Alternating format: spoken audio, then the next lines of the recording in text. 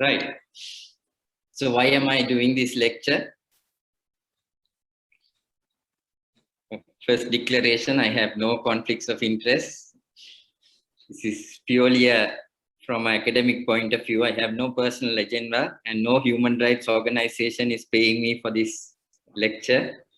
I have no affiliation to any human rights or sectarian organization, religious, ethnic, or anything else.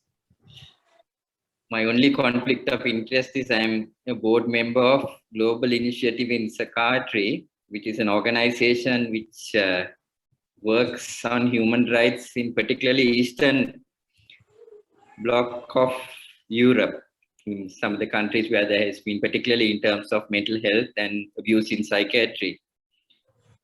And while I speak, I have no intention to attack or malign any individuals, organizations, or even states. So please bear with me. I have no agenda.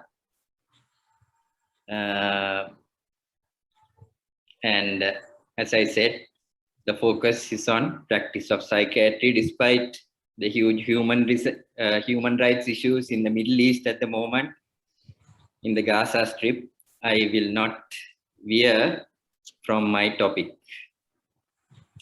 So I will make it very simple in most occasions because I'm mainly targeting trainees, and we know that some of the concepts that I talk today are not particularly addressed in the psychiatry training in the PTIM.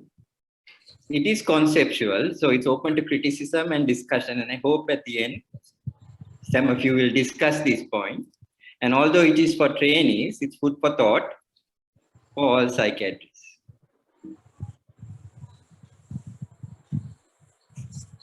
First, I will start with philosophy because, see, philosophy is fundamental to all of us. And although as psychiatrists we are taught formally psychiatry and psychology, we are very much into the area of philosophy. So philosophy is the study of fundamental problems, those connected with reality, existence, knowledge, values, reason, mind, and language. Now, this is something I do for medical students in their first to second years, just to get them thinking a bit. So it's about we all have a philosophy of life, and that is about the most basic beliefs, concepts, and attitudes that we hold as individuals, as a group, within a family, within a cultural context, and even beliefs that we share as psychiatrists, which will not be shared by many others. So we hold a different philosophy of life to those sometimes outside our group. So where does this philosophy of life come from? How we look at life and how we live life? For many of us, religion plays a big role. Our families play a big role, and the greater society that we live in. So knowingly or unknowingly, we assimilate certain values and attitudes which define us and which we follow in our day-to-day life. For some of us, if I may use this illustration, we live to eat. That is our predominant philosophy. To others of us, we are very careful with our diet. We forego many good things because we are more interested or more careful about living than about eating. So that is also a concept or attitude or philosophy that we have. The predominant philosophy that we see around us most of the time is materialism, where people are judged by the amount of wealth they have, more than even education or anything else. Largely, society around us today values people depending on the cars they drive and the wealth they own. So it's also a certain philosophy that some of us may subscribe to, others of us may not. But it is predominant among various groups of people. So mental health and psychiatry, the practice itself, has philosophical foundations. I mean, why should we ever, or even as doctors, bother about mental health issues?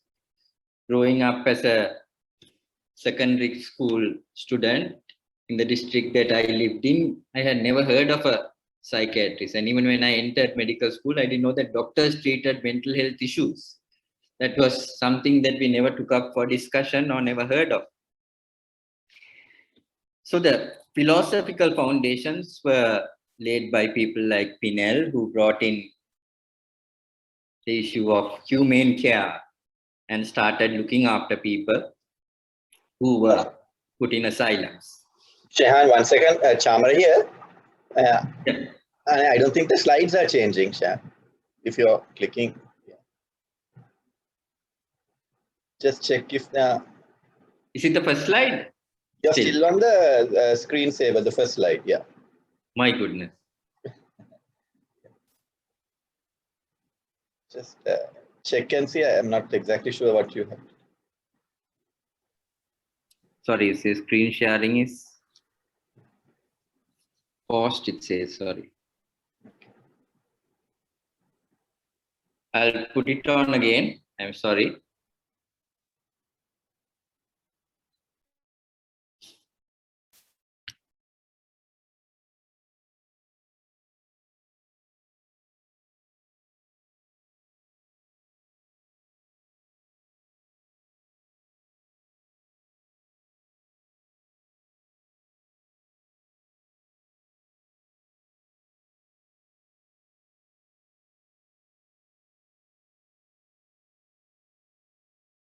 Okay, can you see it now? Yeah, Shahan, now you're on declaration, the second slide, yeah. Okay, I'm sorry, missed out a lot. So, yeah, so as I said, I have nothing to declare. So my focus of psychiatry is on educational, mainly targeting trainings, conceptual. And this is about philosophy I spoke. The philosophy of life, the most basic beliefs, concepts, and attitudes. And I was telling about the philosophy of life, which is determined by religion, family, and society. And the fact that some of us live to eat, while others eat to live. And the predominant philosophy of materialism that many of us. So mental health and psychiatry has philosophical foundations, as I said. Healthcare systems cannot exist in a philosophical vacuum. And mental health, as I said, was founded on humane care, where we started treating people because doctors had to step in to look after the well-being of people who had mental health needs. So, particularly in mental health, our practice is based on a certain philosophy, a philosophy of care. And in our parts, or in terms of our training, we are not taught philosophy. So we practice based on our own philosophy, usually our religion and our culture, which gives us certain foundations which we use when we practice in our medicine. So particularly those of us who go for, when we go for our foreign training and we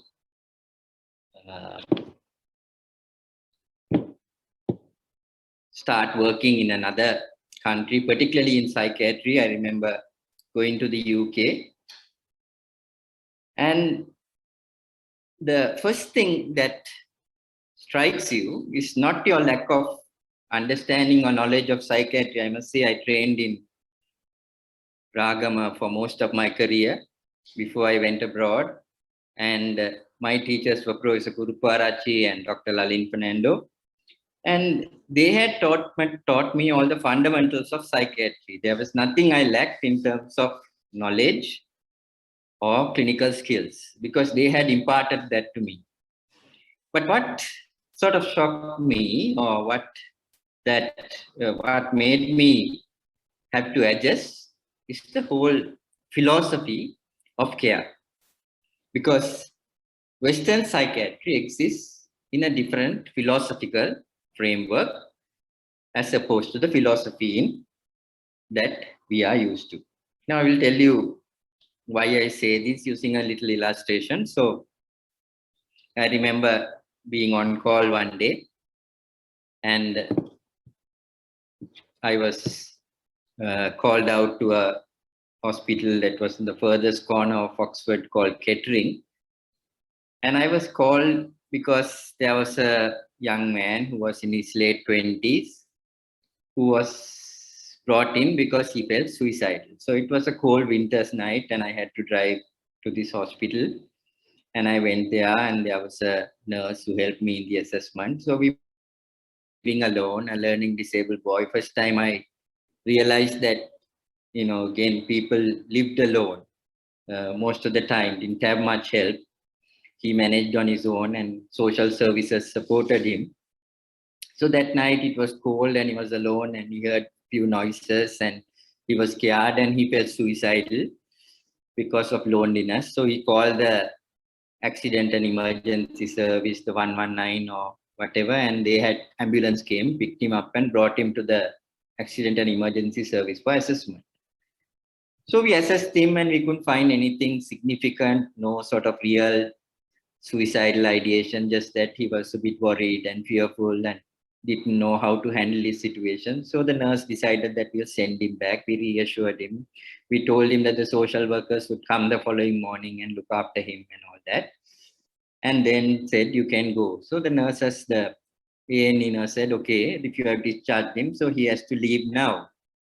So I was hoping that they would at least give a bed till the morning, because it is around midnight, 1 or 2 in the morning, it's cold out there. And then the nurse, the A&E nurse says, look, we don't have space for a bed for a person to stay here, so he will have to now get back. So the ambulance won't take him now because it will bring him in if you call 119, but going back is his own lookout, and it's cold out there. He doesn't have any money.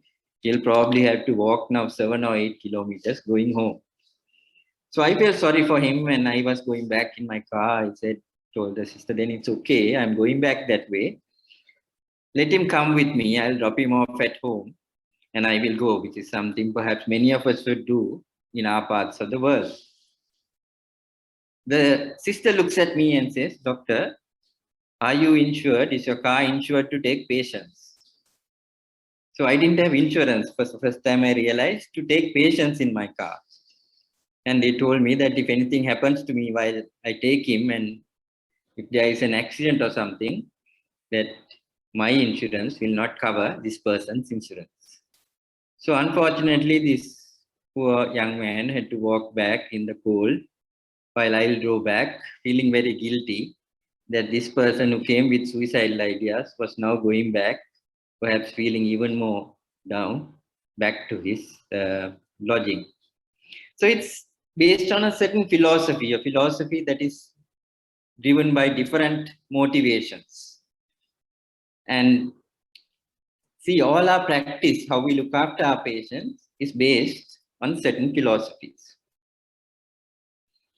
So going on to modernism versus postmodernism. See whether I can minimize this a bit more, yes. So what is modernism? So we need to understand modernism first to make sense of what is postmodernism. Now, modernism is a concept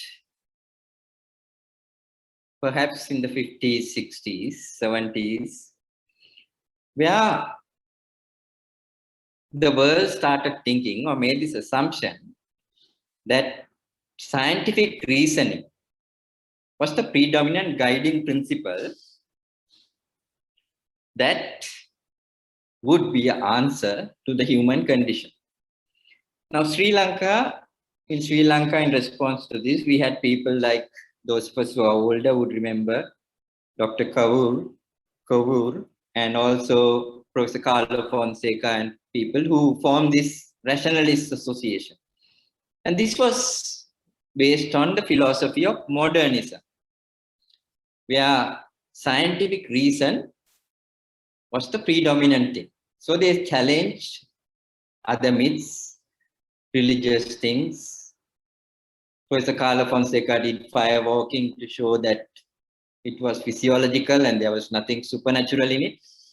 And people tended to believe that science had all the answers. Now, postmodernism currently challenges this basic concept. It challenges the fact that science is all encompassing, or science by itself can determine the human condition. Now, I will just contrast a little bit. So, modernism or enlightenment, humanism, so that science was objective, it was a reliable foundation for knowledge. Now, if you take me, I'm probably a modernist. I believe in science. But postmodernists would argue that science and reason are also ideologies. That science by itself is another religion. When we believe that science is the ultimate aim of life. So, modernists would argue that the truth lies in science, whereas postmodernists would argue that there is no universal objective truth, and all judgments of truth exist within a cultural context. Now, this is relevant to us because, we believe schizophrenia is schizophrenia, and that is a distinct entity. But to the world out there, would schizophrenia mean the same thing to different cultures and people? Do they have the same understanding of this concept?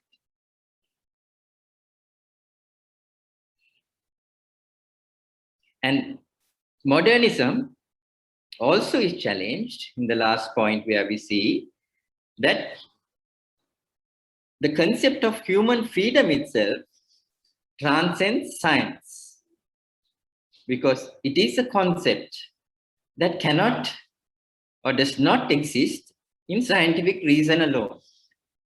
That postmodernists believe that the concept of human rights is something that's inherent, that is beyond science, that science cannot justify it at all times. Again, going on to modernism, modernism believed that science could help us, or reason could help us overcome all conflicts, whereas postmodernism disputes this. And modernists would also talk about language being very specific. Now, if you take once again, if you go back to Professor Carlo Fonseca, who was our teacher, he would be very specific about words and concepts and how we express them. But modernists would argue that words and expressions are very fluid. Now, the classic example of this is Donald Trump. Now, he would use various words and phrases which meant different things to different people. So what he did was he confused the masses, basically. For scientists, he was unreasonable, but reason didn't matter to him. What mattered was the interpretation of what he did or what he said, how different people perceived what he said, not that it was a reasonable or rational argument. And it worked. It worked for a lot of people. And a lot of people supported him, because to him, what he said meant something. It may not have meant what it meant to me, but it meant something to them. And this is true of the whole world, right? And even if, say, 20, 30 years ago, that Prof. Carlo Fonseca proved that firewalking was physiological, it hasn't changed the practice. In fact, people would still do it. They still believe it's something divine. And does it matter whose truth is important? The physiological truth or the truth that is in the minds of the people who follow it? So what we are saying is, postmodernists argue now that science, although may be important, there may be a truth. The issue is, in some, the truth may exist independent of human consciousness. But there is no objective means of nailing it down, because for different people, that truth is different. And all postmodern conclusions come from that. Now, why am I talking about this? Where we talk of one aspect of science, which is modernism, which upholds scientific thought. Postmodernism doesn't degrade science or put it down, but what it does is it challenges the concepts of science and its applicability to different cultures and different persons. Now, what does this imply to us then? So if that is so, can we base our treatment on scientific reasoning alone? So for most of us as trainees, we are always looking for the evidence. And if you ask most of the students, what is the antipsychotic you will give? It is about, sir, the evidence says, Cipriani says this, so this antipsychotic is better than that antipsychotic. Okay, but is that reasoning alone enough for this patient? Are there other aspects that we need to consider? Furthermore, if the science and its applicability is different in different cultures, and the truths may be different in different cultures, can a treatment approach in UK or Australia be imported to Sri Lanka? Now, for instance, let's take the issue of alcohol and drug treatment as a hypothetical treatment.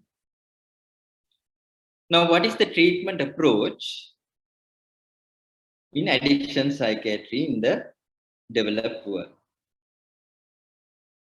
So what is practiced most is about treatment and rehabilitation. And I'm glad that maybe in the understanding of this concept, people like Prof. Diyanath Samarasinghe focus more on the prevention paradigm, which has paid us more dividends than the treatment approach that is practiced in UK or Australia.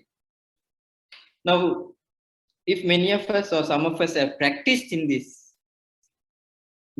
services, the question to ask is, how effective have these addiction services been?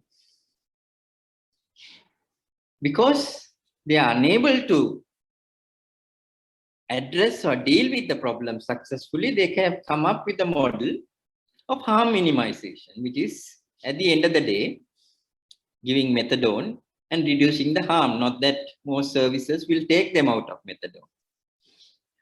Or for drug addicts, doling out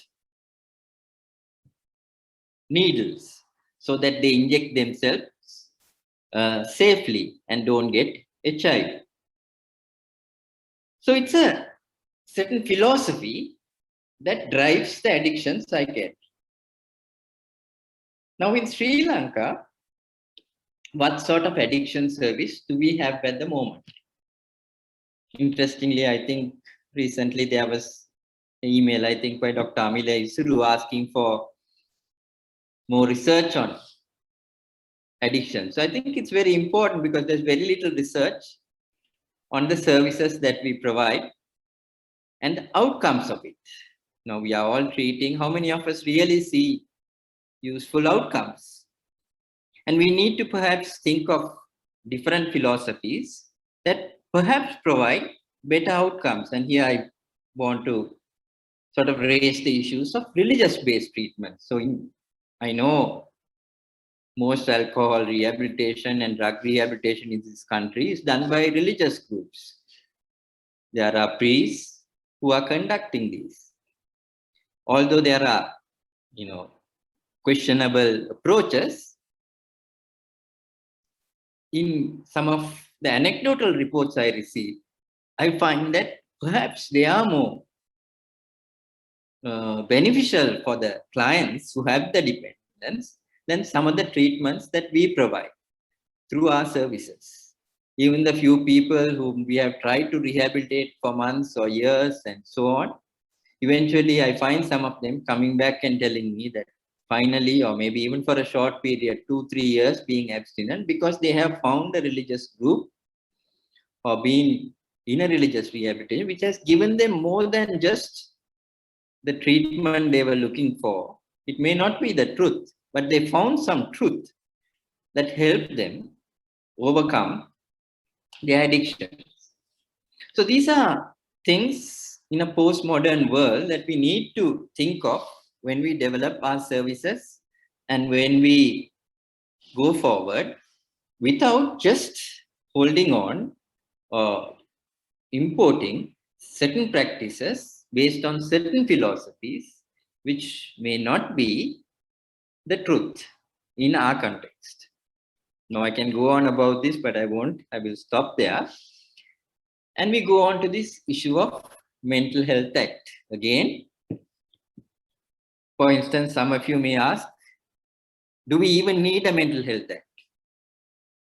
Because our philosophy is we trust our doctors. We will not be inhuman.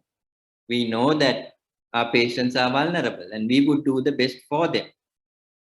Most of our country, apart from NIMH, practices without a Mental Health Act. And most of us believe we are doing the right thing by the patient because we practice within a certain philosophy. However, the issue there is, we have to formalize this practice that we are doing because we cannot assume that all of us do the same practice. And what is relative, or what is this relativity that comes in postmodernism, may in fact cause harm, where some of us may be practicing harmful things and not being able to understand or have the insight to know that this is not the norm. So we need to bring in a Mental Health Act, but a Mental Health Act that is different from what is there in the West, that incorporates some of the philosophical principles that we have in our parts of the world. So let's go on to human rights. So I'll try to share a video with you.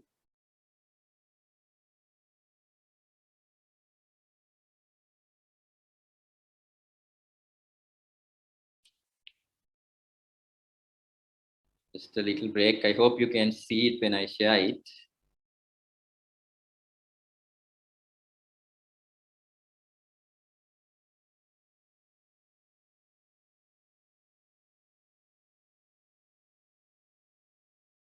Okay. So this is a famous video that has been doing the rounds for a few years now from the USA. Chauvin's defense lawyer said Floyd resisted arrest, while prosecutors say that after he was subdued, he struggled to breathe. Floyd's death has triggered worldwide protests against police treatment of African Americans, but both sides say this case will hinge on facts. Right, so this is the famous case of George Floyd, who died in police custody, and this guy, Chauvin, has now been convicted of murder for what he did. I will play this again. Chauvin's defense lawyer said Floyd resisted arrest, while prosecutors say that after he was subdued, he struggled to breathe. Floyd's death has triggered worldwide protests against police treatment of African Americans, but both sides say this case will hinge on facts. Right. So here is a case which went worldwide, which went viral, that this issue became a global issue. Now, I think if not for social media, this may not have come out. And lots of people die under police custody, but in a certain context, this whole issue was brought out, and the whole racial context of this police action was highlighted. Now, what I find interesting is that I want to share this next one. This is the person who died, George Floyd. And this is just before he died.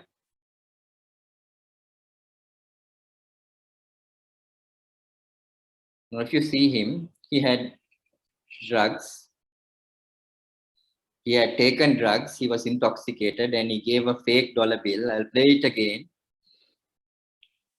Such a person could be referred to any of our psychiatric services.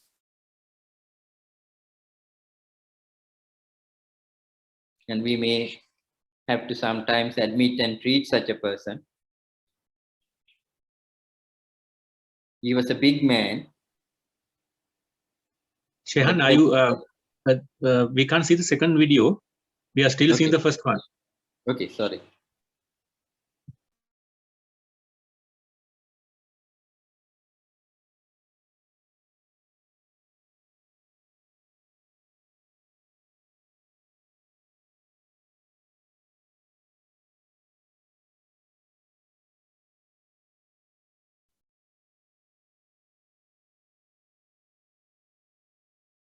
Chauvin's defense lawyer said Floyd resisted arrest while prosecutors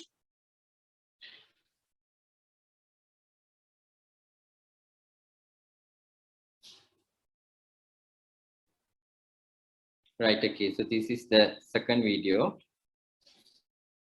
That's George Floyd, the big man,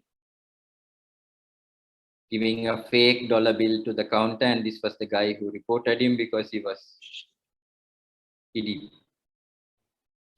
gave a fake note. He was probably intoxicated with alcohol and drugs, and this came out in the findings. You can see him behaving a bit differently, and he could have been, as I said, someone who could have been admitted to our ward. And the police guy, as you know, had to restrain him, and the police have the right to restrain people. The issue was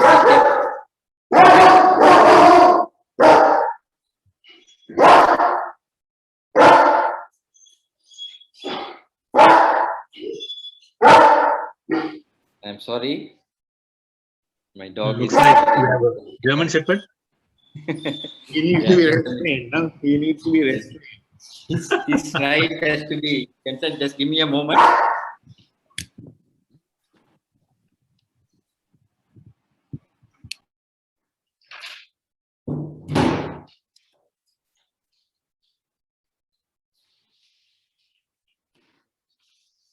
So, yes, so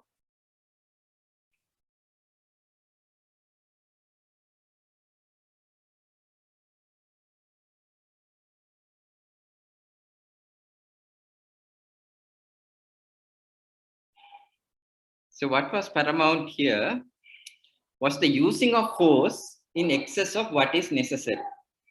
So the whole case was on the fact that the police had the right to restrain him, but this policeman stood on his neck or put his knee on the neck for too long. Now, personally, I don't think it was a premeditated act, and I don't think the policeman Chauvin walked out of his home that morning thinking that he would end up murdering somebody.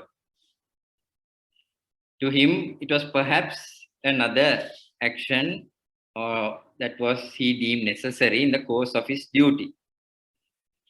And perhaps certain conceptions that he had, certain biases that he had played on his action.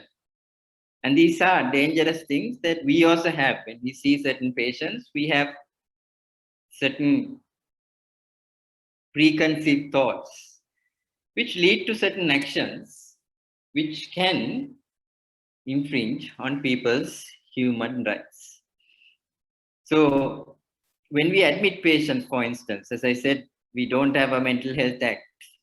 And as trainees, how many of us think even of the patient's voluntary status or involuntary status? So I get calls often from the trainees on-call days, and they are more keen on telling me that the patient has third-person auditory hallucination, thought broadcasting, and thought insertion. But when I ask them, is the patient willing to get admitted? I mean, yes, he may need admission for sure, but the issue is, have we even asked the patient or tried to see whether this patient is suitable for admission? Will he accept admission? If not, what are we going to do? How are we going to manage it? That's the key question that has to be answered, not just the psychopathology of the patient. How do we admit him? He's going to be involuntary. How do we do it with the least amount of force? What do we do? And sometimes we sedate patients because they are just unhappy to have been brought to the ward. They have just been fighting to go out because they didn't understand. They are not aggressive as such, but because we haven't explained to them, we haven't discussed it with them, they end up becoming violent. And what do? We restrain, we use restraint, we sedate them. So using force in excess of what is necessary is a problem. It's a human rights issue, which can put us, many of us, in difficulty. And when we think of even other things like using too much sedation for patients, restraining for too long periods, giving people over medication, chemical restraint, as we say, all these things are issues that we need to think about. And I hope, I'm sure many of us do think of it, but are we sort of actively, in every instance, thinking through the rights of the person when we do that? Because each time we give an IM injection, we are assaulting that patient. And if we can avoid it, if we can give something oral, it would always be preferable, less punitive from the point of view of the patient and the family. Now again, going on to human rights goes beyond just restraining and careful care of patients. Health by itself is a fundamental human rights that we have to ensure, and this is something. So this is also very interesting. And mental health, if so, according to WHO, is also a human right.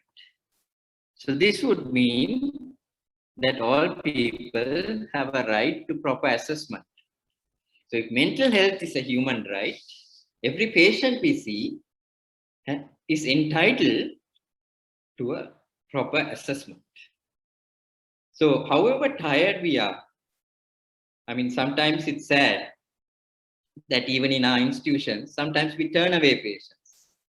And this has become quite an issue, whereas patients come long distances, sometimes transferred by another consultant.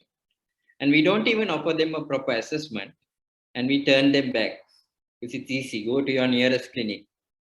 But we have to realize that mental health is a human right, and psychiatric care is a human right of every patient. And therefore, that right has to be honored. The right to a proper assessment, a right to evidence-based treatment. So we have to be informed, we have to be knowledgeable. The right to safety in a mental health facility. And that's where I'm thankful to people like Dr. Jayan Mendis, who brought in certain changes at NIMH. Whereas before that, we know that safety was not assured, but I'm saying still that even now, we have issues. Still, in many of our institutions, including the NIMH, I'm not afraid to say that patients are not safe. How many of us would like our children, our wives, our sisters to be admitted to any of these mental health facilities. So we need to ensure that our facilities are safe, that they provide the rights of the patient. And finally, do they not also have the right to speak to a consultant? Now that Sri Lanka, we have reasonable numbers of consultants that patients get at least one opportunity during their initial assessments to at least speak to a consultant who has the necessary training to give a proper assessment. So, although we have decentralized services, we are training many categories of staff, which is also part of the human right, mental health. If it's to be accessible to everybody, we need to bring it. It has to be developed beyond psychiatrists so that people will be made aware, they will be brought to the psychiatry services. There will be other categories of staff, but at the same time, that they will also have the right to speak to a consultant and be assured that their rights, their right to mental health is being preserved. Now, finally, I also want to raise one or two questions before I finish. And that is because, as I said, in a postmodern world, the patients have the right to know. But we also consider this right to know is again a Western concept. Do patients also not have the right to not know? So as much as I advocate for dementia and diagnosis of dementia, I do question myself sometimes. Is it better off for a person with dementia not to know that they have dementia? Or would they make that choice? Or do I have a choice now to tell others that if you make a diagnosis of dementia or cancer in me, tell me, or don't tell me, I don't even want to know. So this is again a fluid question. It depends on the individual. As much as I have the right to know, I also have the right to not know. Let me not know about it. Ignorance to me is bliss. Is scientific truth really necessary for me to live life? That I have a cancer. And finally, even schizophrenia. How many of our patients really want to know that diagnosis? And that is a construct of ICD-10 or ICD-11 of psychiatrists. We may agree that it's schizophrenia, but what does that mean to the patient? And I find it interesting. The moment you say this is a nerve problem or a snayu problem, then they ask us, should we be going to the neurologist then? And invariably, many of them do go to them when we talk of neurochemical changes. So what we say as schizophrenia may mean one thing to us, but it means something totally different for the person around us. In fact, when they come to our consultation, they come and say, when they say, "Mata kaling depression tibuna, mang ekata bet gatta," we have to not believe them because it would be naive to believe them that they had depression, because even people with schizophrenia find a diagnosis of depression more fashionable or more less stigmatizing. So what they would say is, I had depression. So do they not have the right to frame their own illness and not accept this from a philosophical point of view? And do we have to force them to know this in a world where some of these facts, some of these words may be relative or may mean different things from the point of view of the person who receives the care? So we go back to the fundamentals of what is called evidence-based practice. Evidence-based practice is looking at the best available evidence, but also the clinical expertise as well as the patient values. What does the patient want to know? How does the patient want to be cared for? What is his choice? And what are his values that we take into consideration when we give the treatment? So person-centered care is what we are looking at in modern psychiatry and modern healthcare. Unfortunately, corona-centered care has taken precedence over person-centered care. And I find it interesting, even as all health professionals trying to respond to the corona crisis, it is all corona-centered care in these hospitals and in our services today. We have lost this person, and the person-centered care seems to be the last issue in a corona-centered world.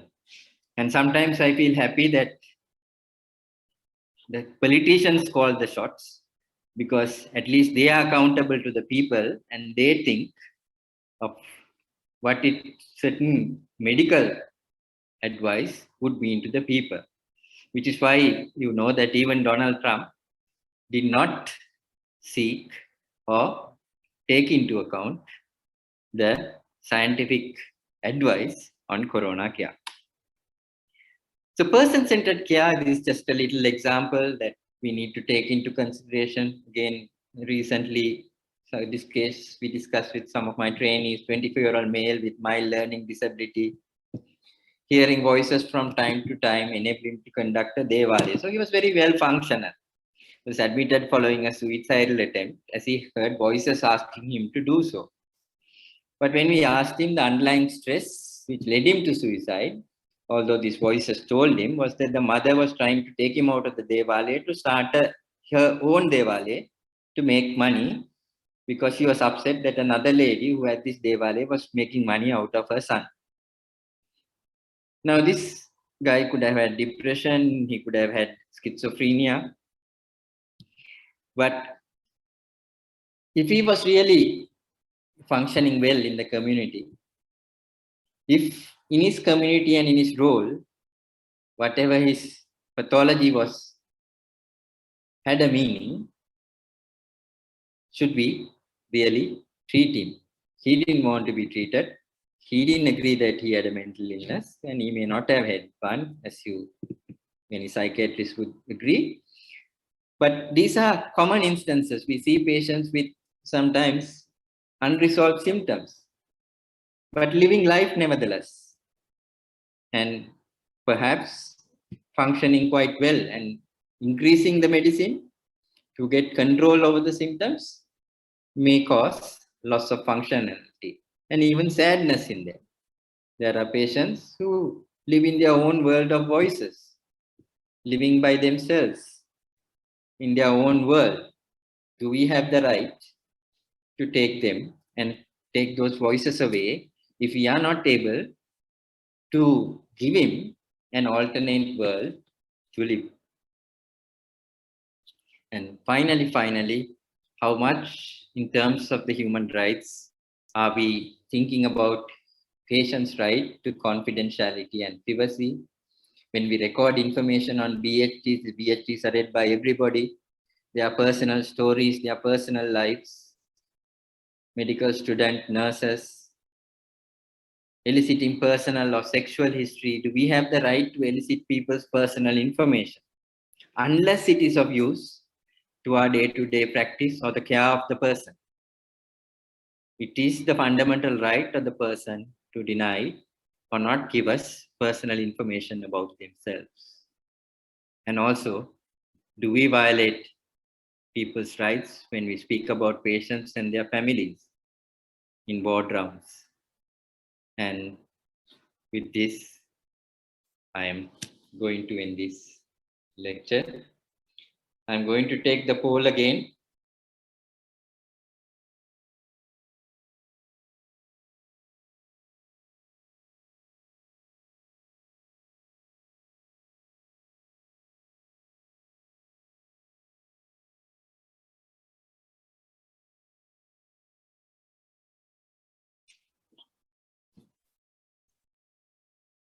I'm waiting for your poll. I hope everybody is not asleep.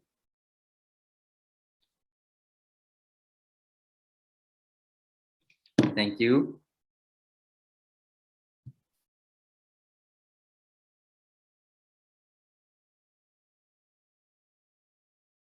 So I think postmodernism, this has number 3 has gone in. I think it's more about the belief that science is the final truth. So that is what modernism speaks about mainly. So I think majority have got it right. And let's see about the other one.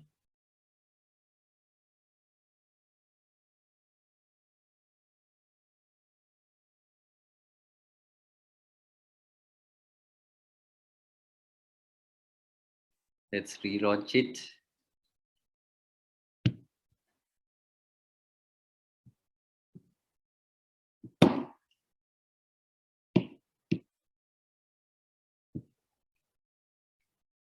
Okay, thank you. So I hope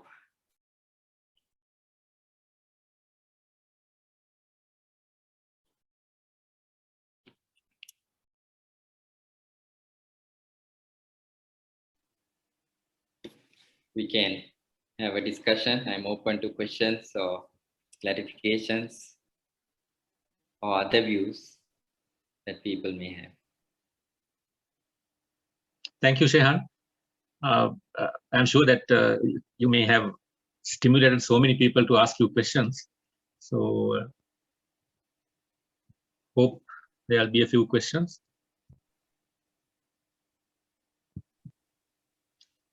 Can I ask one? I'm Ajit. Yes, Ajit, go ahead. No, you just did not, touch on medication as well. Now, I'm always asking, would you prefer a bit of schizophrenia or having diabetes mellitus?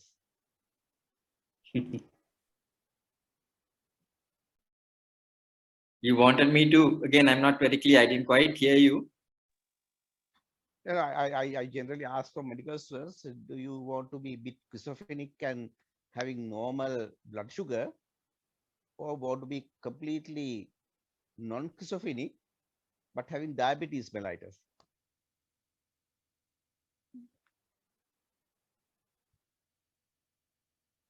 I don't know the answer to that. No, but I just touch on ඒකට ඡන්දයක් ගමු.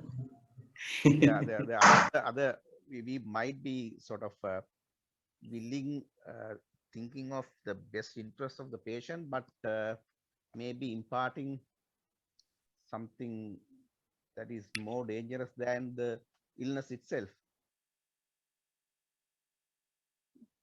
Yes. I just want to add on to your. Yeah, I understand. You want to elaborate a little bit more, Ajit? On the treatment aspect.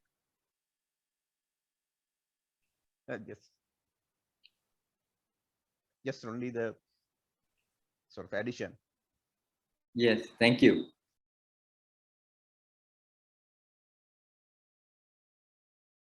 Shehan, Yes, thank you very much. That was very interesting. Paba here.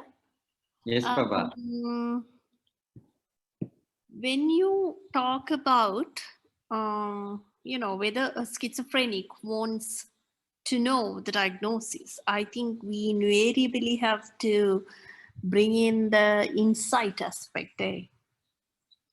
Because does he have the fully comprehension capacity to decide for himself? And what about the right of his family? I think that's some aspect that, a different aspect that insight plays a role in a patient. Thank you, Baba. I think, again, that's a very important thing. Like, when do you break the diagnosis? At which point? I mean, again, you may not tell them the diagnosis at the first instance. As you say, they should have the capacity at some point when they recover, and then ask them, would you like to know your diagnosis, or would you like to know what happened to you? And you like to know why we treated you. And why just like when we break bad news, right? We ask the patient, okay, what do you want to know? If there's bad news, do you want me to tell you? Still, go ahead and tell you. We ask that question when we break bad news.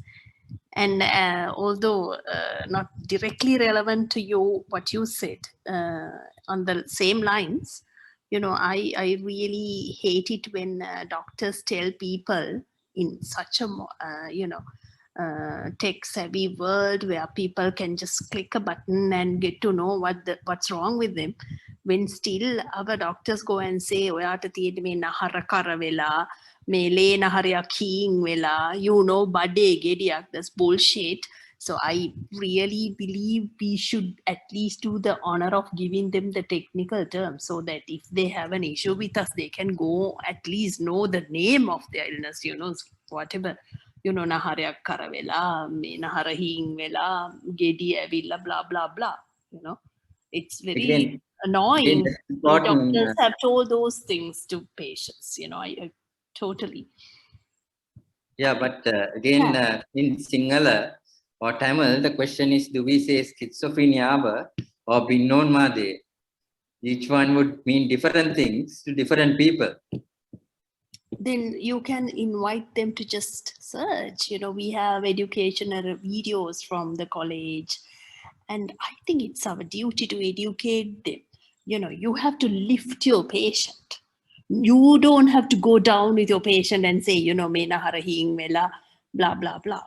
You know, I think it's our duty as psychiatrists, as mental health professionals to, you know, educate them in a scientific language. Then they have the right to at least disagree with them. No, doctor, you said I'm having schizophrenia, but I don't have those features. You know, they can come back and challenge us. Just a thought. Yeah. Thank you.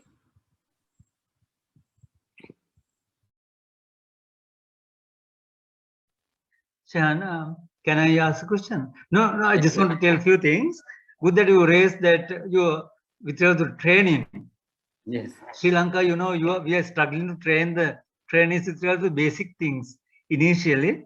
At least now, if you compare with the Western trainees, in fact, they read a lot during the school career. That's one thing. And then as medical students, and they are well read anyway, and they talk a lot also. They go around, round and round to explain things. Compared to our trainees, it's a problem. When you're talking about this philosophy, if you talk about this Russell Burton and so on, I think they will forget even Snyder's first line symptoms here. It's a real problem, but it is evolving process anyway, evolving compared to, but I think evolving to, then if you compare with the previous psychiatrists, say D.V.J. Harishchandra, or even Kulnagam, people like that, they are well read, isn't it? So one can think about whether there is a deterioration, even this evolving process over Chanvijay, for instance. Can you understand that? So I think one has to think about the PGIM also. I think one has to think about your area, whether we need to think about these things. But it's up to the individual consultants to think about what to do with these trainees. Caliber is a different issue. Knowledge is a different issue. You know, our trainees currently may be very knowledgeable with regard to certain things like psychopharmacology, brain chemistry, you know, various things. But when it comes to human behavior, probably the culture, religion, because if you read the religion also now, say Buddhism or whatever, all the religions, they talk about these human rights. If you look at that, compared to the modern scientific rights, in fact, they have addressed them in a better way, if you read. And in fact, which has been described by even Dr. D.V.J. Harishchandra, if you read his writings. And likewise, lot of things are happening. I'm not telling that good old days strikers are good, but but they were bit, even Carlo Fonseca, look at that now, good old day guys, and they used to read a lot.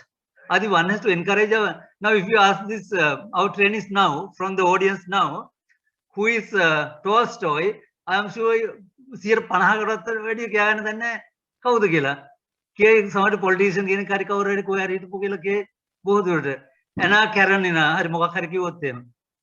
can you understand that? In that way, Gambhir Harishchandra is a better person in that way, if you look at that.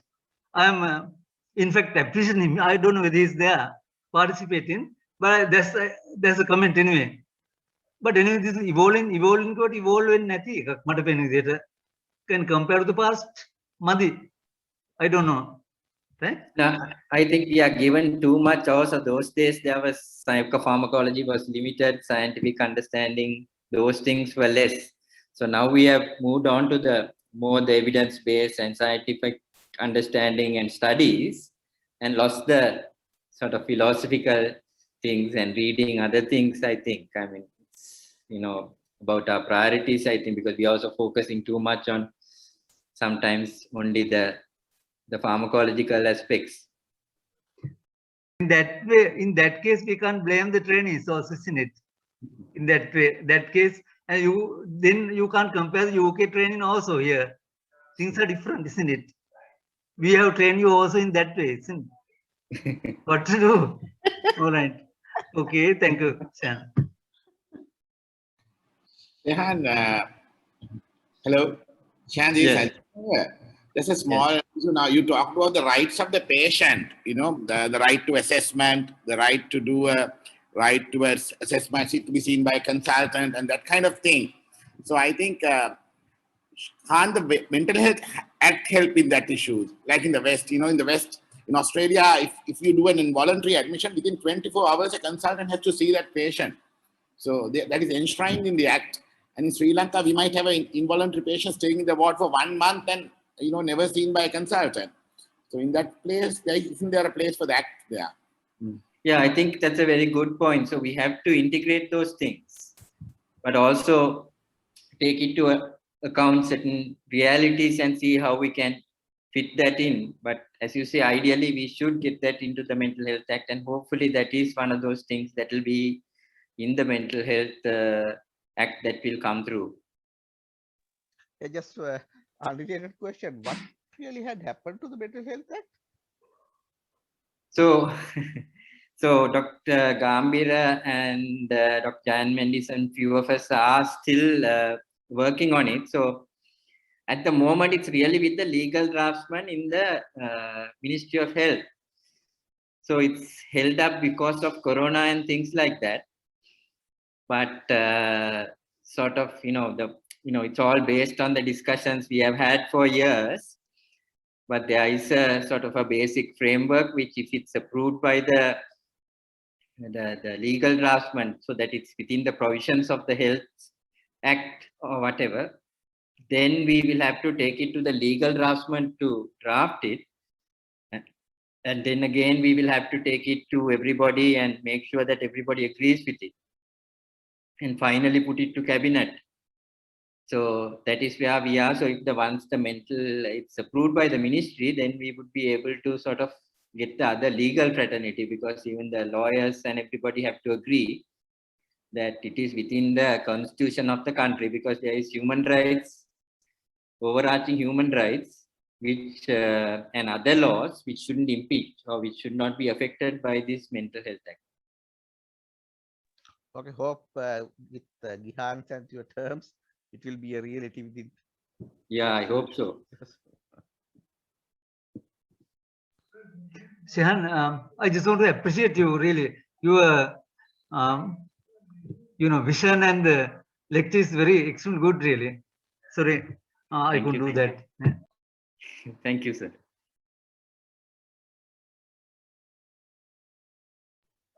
Shihan?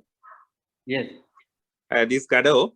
Yes, one comment and one question. It's basically, it's a very good lecture, enlightening one. And what do you think have made these changes? Because even before modernism, there is a period, maybe we can term it as pre-modernism. So why these changes are happening, and is it man still searching for truth or searching for meaning? How you can, what may be the best explanation? Yeah, I think, it was like modernism took us out of the dark ages or people's beliefs and myths and all that. I think personally in Sri Lanka, we didn't move into modernism. And in fact, Sri Lankan thinking is more in line with postmodernism, although we don't realize it, because we haven't really endorsed scientific truth so much.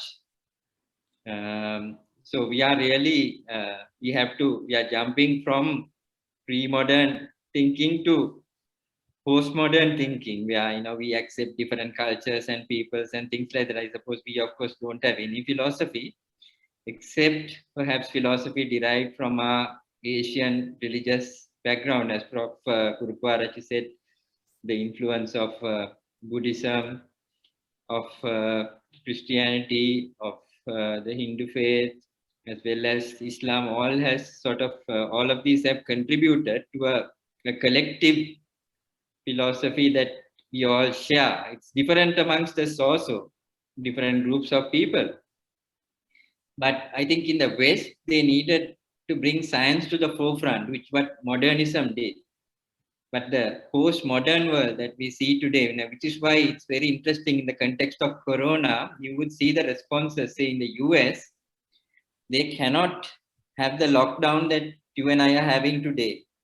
You cannot put a curfew like this because it is against individual freedoms in a postmodern world. So Corona is not the only reality. Reality is beyond Corona. And the response to Corona has to be determined by the society and not by scientific fact alone. So this is a very interesting thing, although in Sri Lanka, we can say that, we have been successful to a great extent in combating Corona. Postmodernists would argue that it is at the expense of human rights, of people being forcibly sent on quarantine. And does the state or anybody have that right? Although I think it is good that the military is managing the quarantine facilities, there is a cost to pay. And that is that the government has more power and less protest from the people, because in the guise of Corona, we can forcibly bring in even now, this sort of curfew usually is in war situations. But such a situation has been brought in, the same emergency regulations have been invoked in a Corona situation. So, I mean, although as a collective group, this is where rights and responsibilities are at stake. And we assume that our people are not responsible. So they have to be taken away to quarantine. And perhaps that is the truth. But then others would argue, if we were responsible human beings, we shouldn't be controlled. So maybe these are some of the responses in a postmodern world. So it's not easy to contain Corona. So USA or even in the UK, they haven't had this sort of control because of the postmodern thinking that is there among the people. In fact, they have now started removing, after vaccination, they are not even wearing masks. USA, I think, is going to a stage where they have now going to allow them to remove the masks. Joe Biden just removed and publicly announced we can remove after 2 vaccines successfully. Exactly. How scientific it is, we don't know, because there is no scientific evidence for that. But yeah, they are chief, they are virologists. So some health chief has announced they can take it off, according to the president. like it's based on certain philosophy. It's not based on science, really. That is the key thing, because they have to follow, because otherwise Biden would become unpopular and Trump would become popular again. Shehan, I think in our parts of the world, like we are so much like more than individualism. It's the collective society Absolutely. that matters, isn't it? That's right. More than the individual rights and all those things. I think, I did that local survey during the first wave, and most of our people were like very educated, postgraduate level and at least graduate or diploma level holders, people of science when you look at it at face value. But then they were without any problem conforming to whatever the restrictions. They had no issue. It is very interesting to see that response as a collective educated group. Yeah, what you say is quite right there. Our people, it's very easy to control them because they are so conforming. Yeah, in fact, one of the things is even for home care, That argument for home care or against, both are there. I think it has been argued a lot. And one of those things why we shouldn't be having home quarantine. So one is that you can't trust our people. If they put in home quarantine, they will walk around and still break rules, is one group of people. Other group says, no, you put home quarantine and put a board saying, nobody will go there. And even if that person leaves the house, the neighbor will immediately call the police and tell, yeah, he is walking around. So that way home quarantine. So those are the two arguments on home quarantine.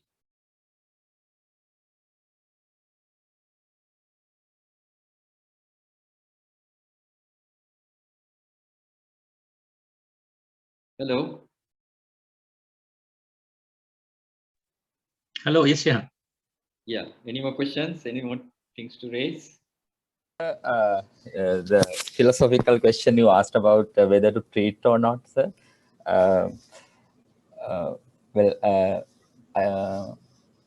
think I had this question for a very long time too, sir. It's for a physician, it's very easy to decide. Let's say a patient has UTI. The treated state is actually better than non-treated state, definitely. But in our patients, when we decide, let's say a depression, even not in the patient UK, I mean, it's an obvious case, like the delusion had some benefits from him. But for a depression, so even for a depression, who are we to decide which level of happiness the person should experience, and also the weighing the benefits of treatment and the risks, what he loses with treatment, like the stigma, the financial loss, and the margin we gain, the happiness margin he gains. Does it justify the treatment? Those things, where can we draw the line? Do we will we ever be able to draw a line? Or are we doing harm actually by treating some patients in that way? Is that Venura? Oh. Yes, sir. It's me. Yeah. No, I think it's a very good question. But yeah, so I mean, I'm not saying we shouldn't treat. I mean, there is enough evidence, and we know antidepressants work. But then there are instances where we have to also think, like if the patient refuses treatment and he is against it, or as you say, even depression or something like that, when the capacity is there, as opposed to when the capacity is not there, we need to sometimes really answer these questions. And there are times when patients walk away saying, we know that they are depressed, they will benefit even from treatment, but they say, no, they won't take it. So we have to, it's a balance that we as psychiatrists have to deal with. That's why, we have to be thinking people. I think unlike doctors, as people say, the most smartest and intelligent people perhaps have to be the psychiatrists, because we are debating all these issues all the time.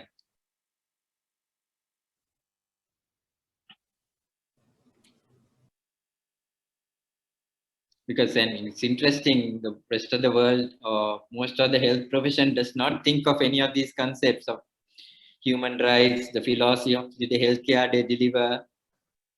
I'm glad that, even the concept of a good death that has just come in Colombo University, and I know that now they are doing these lectures for medical students, the concept of a good death. I mean, because doctors are trained to preserve life. So at any cost, we are just doing things to save life.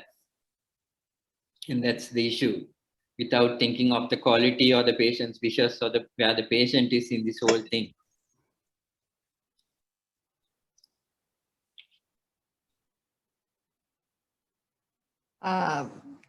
Shan, I just want to ask you a question. I'm Dr. Zarambipole here.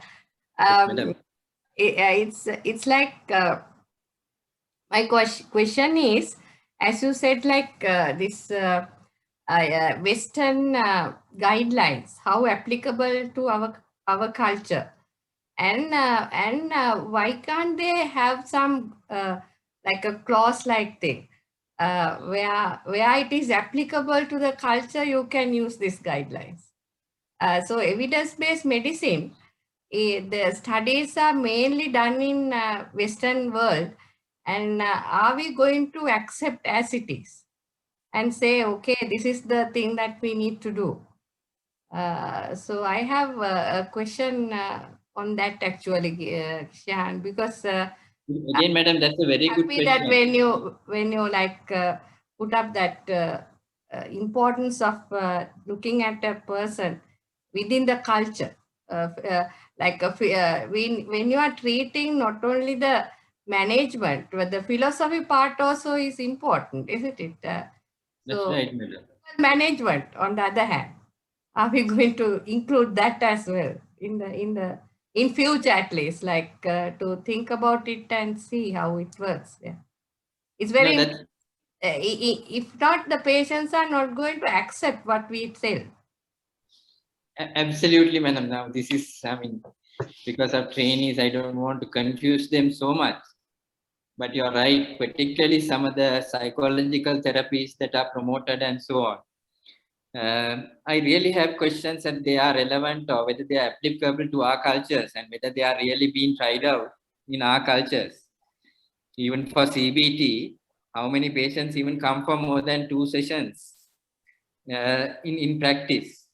And that is the reality. So although we may talk of, CBT useful for mild to moderate depression and all these things, according to NICE guidelines, how applicable, particularly in terms of psychological therapies, are they to the Sri Lankan context?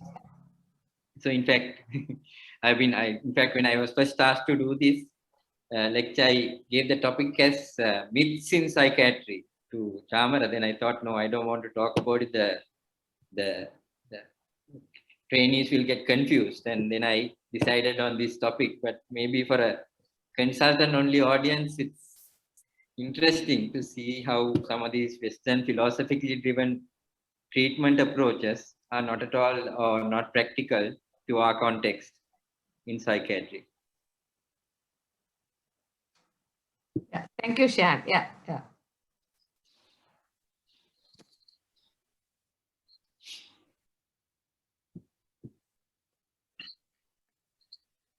Thank you very much, Gihan. Shall we call it a day? Yes, I think so. Thank you, Gihan.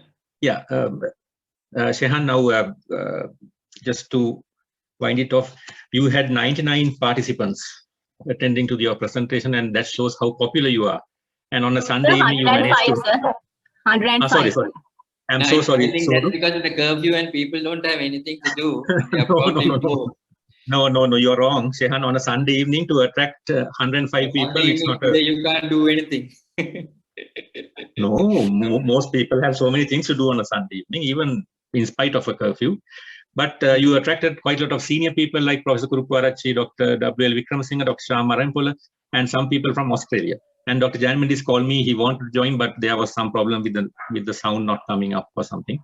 So, and I went through some of the comments of trainees who have commented while you were doing your presentation.